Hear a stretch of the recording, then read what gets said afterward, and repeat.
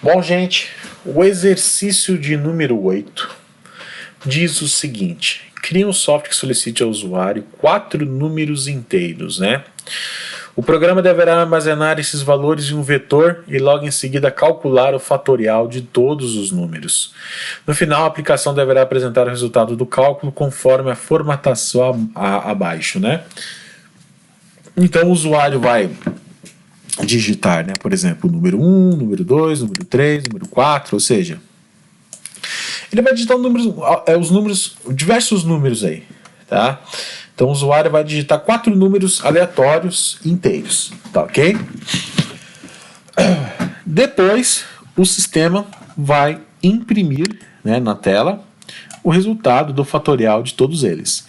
Gente, primeira coisa que vocês têm que ter em mente aí. Primeira coisa. Não fiquem batendo cabeça em relação ao fatorial. Por que, professor? Porque, pessoal, né, vocês já têm aí diversos exercícios da lista 3 que fazem o cálculo do fatorial, entendeu? Então não fiquem batendo, né, a cabeça com isso. Esse exercício número 8 aí da lista 4 nada mais é do que aquele exercício de fatorial, só que expandido. Enquanto que na lista 3 você tinha o cálculo, né, de um único número aí do fatorial, né, ou seja, era um único número que você calculava o fatorial. Então, por exemplo, o usuário digitava o número 5, o sistema fazia o fatorial do número 5, né? Nesse exercício,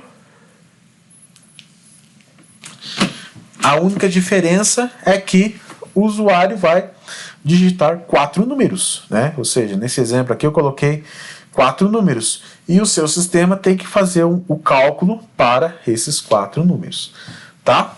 Então a ideia é como que vai funcionar, né, a estrutura desse código. Primeiro, você vai ter que colocar um laço de repetição for, né, para fazer a coleta das informações, né, dos números, né, que o usuário vai precisar entrar aí, e armazenar essas informações em um vetor, tá? Será, no caso aqui, um vetor com 4 posições.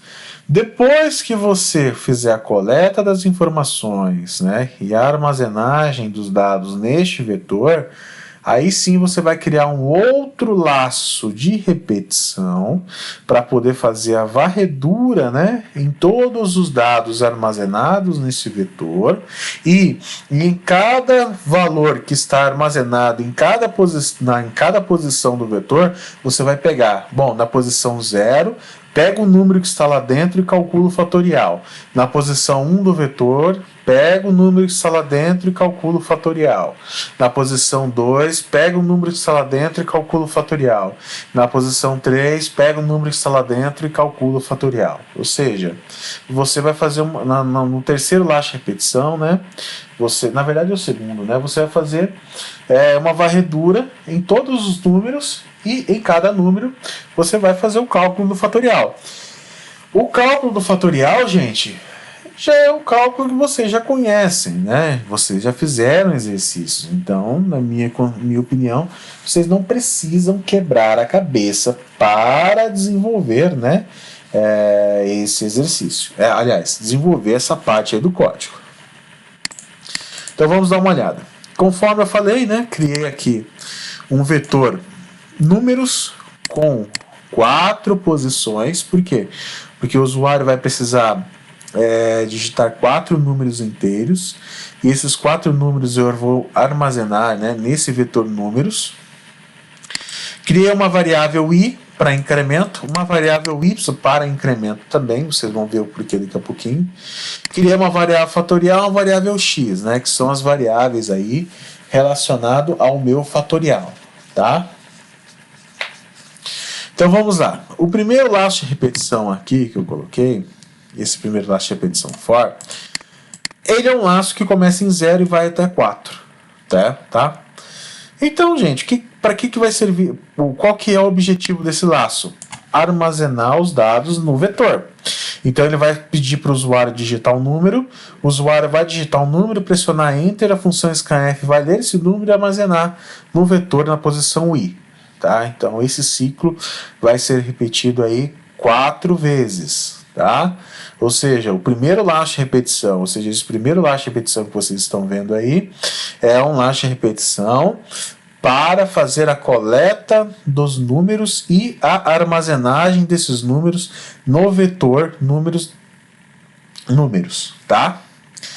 Depois eu tenho o lastro de repetição for, tá?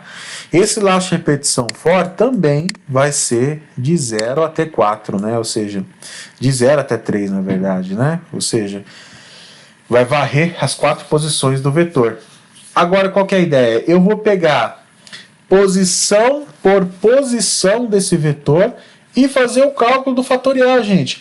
Agora, dentro desse lastro de repetição fora aqui, é só vocês pegarem aquele exercício, né, da lista 3 e colar aqui dentro e fazer umas adaptações simples. Que adaptações, professor? Aonde é o número do fatorial, vocês vão colocar o vetor. Só isso, né? Ou seja, onde é um número que o usuário quer fazer o cálculo do fatorial, vocês simplesmente vão colocar o vetor. Então, por exemplo, se o número atual, né, dentro do vetor for 0 ou for 1, eu já vou imprimir que o fatorial dele é 1, direto, né? Ou seja, é igualzinho a estrutura que nós utilizamos naquele exercício da lista 3. Se não, eu vou fazer o cálculo do fatorial, né, gente? Então, eu vou colocar um for, o meu for vai ser um for ao contrário, né? Ou seja, o meu for vai começar com o meu número fatorial, certo? Ele vai até 0 e vai decrementar. E eu vou fazer o cálculo aqui do fatorial, certo? E todo esse cálculo aqui do fatorial está sendo feito, né, em cima do número na posição i, né? Ou seja, no índice i. O que é o índice i? O índice i faz parte, né, do lastro de repetição for, no caso aqui o segundo lastro de repetição for, que está fazendo a varredura no vetor, né? Então, esse segundo lastro de repetição, ele vai varrer os 4 números que estão armazenados nos 4 índices do vetor, e para cada índice, ou seja, para cada valor armazenado em cada posição do vetor, ele vai fazer um cálculo de fatorial, né? E por que tem o y aqui, além do i eu tenho o y, professor? Porque eu tenho um for dentro de um for, né? Então eu tenho que ter 2 variáveis diferentes, tá, gente? Ou seja, vocês não precisam ficar batendo cabeça, tá? É só pegar o exercício do fatorial e adaptar dentro desse segundo laço de repetição. Professor, mas eu não entendi o fatorial. Gente, além de ter o exercício, se você dá uma revisadinha nas aulas passadas, né? Eu tenho um vídeo explicando detalhadamente como calcular o fatorial, tá? Então, eu acredito que não há necessidade de eu resolver esse exercício com vocês. Por quê? Porque esse exercício fatorial eu já desenvolvi. Então, é só pegar essa estrutura que eu acabei de comentar e encaixar, né, nessa lógica do fatorial que eu já expliquei, já tem videoaula, tem código disponível, né, do cálculo do fatorial. Então tem bastante material para vocês estudarem. Professor, mesmo assim, não consegui entender esse exercício, mesmo com os vídeos, mesmo com o código, tentei, não foi. Bom, aí é um caso que a gente precisa conversar pessoalmente. É um caso que a gente precisa conversar individualmente, tá? Aí no WhatsApp, a gente precisa trocar algumas informações aí pessoalmente no WhatsApp, no privado, tá? Aí se você, aí é uma dúvida pessoal que eu vou tratar diretamente com você. Mas no geral da sala, eu acredito que essa explicação já basta, né, gente, para esse exercício. Porque o fatorial, como eu falei para vocês já fizeram, tá? Bom, gente, basicamente o exercício de número 8 é esse, tá? Qualquer coisa, qualquer dúvida, né, entre em contato.